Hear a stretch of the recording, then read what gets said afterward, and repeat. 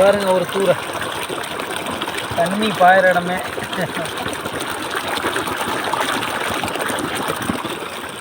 எத்தனை இருக்குன்னு யோசிக்கவே இதாக இல்லையா?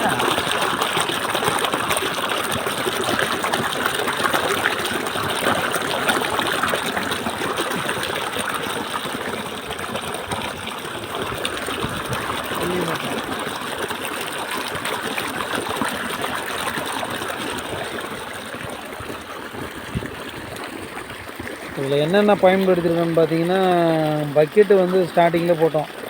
ஒரு 15 நாள் 20 நாள் நெருக்கத்தில் டீப் ஜெல்லு, ஸ்கைவின் கம்பெனியோட டீப் ஜெல்லு வந்து 15 கிலோ, 2 ஏக்கருக்கு 15 கிலோ நம்ம கொடுத்துருந்தோம்.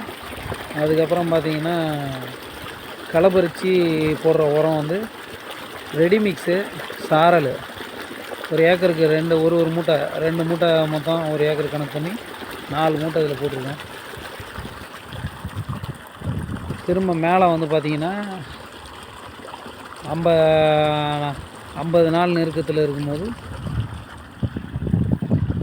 ப்ளட்டு கொடுத்துருக்கோம். ஒரு ஏக்கருக்கு 4 லிட்டருன்னு கணக்கு பண்ணி 6 லிட்டர் கொடுப்போம். அவ்வளோதாங்க. வேறு எதுவுமே நம்ம வந்து இதில் உரம் பெருசாக கொடுக்கல. கடைசியாக வந்து யூரியா 2 மூட்டை வந்து போட்டிருக்கோம். அதுவும் பார்த்திங்கன்னா உரத்தோடு அந்த ரெடி சாரலோடு கலந்து போட்டோம். நம்ம வேறு எந்த உரமும் டிஏபியோ இல்லை வழக்கமான ஃபேக்டம்பாஸ் யானை மார்க் உரங்களோ எதுவுமே போடலைங்க.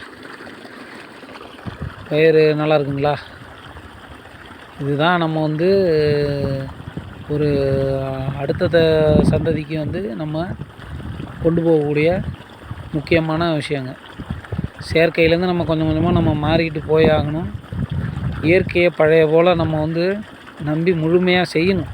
விவசாயம் கண்டிப்பாக எது வேணாலும் நம்மளை ஏமாற்றலாம், நம்ம மண் நம்மளை ஏமாற்றாதுங்க. அதுக்கு இயற்கையை நீங்கள் கொடுத்தீங்கன்னா திரும்ப அந்த மண்ணும் நமக்கு அந்த இயற்கையை நமக்கு வாரி வழங்கும். சந்தேகமே இல்லை. நன்றி.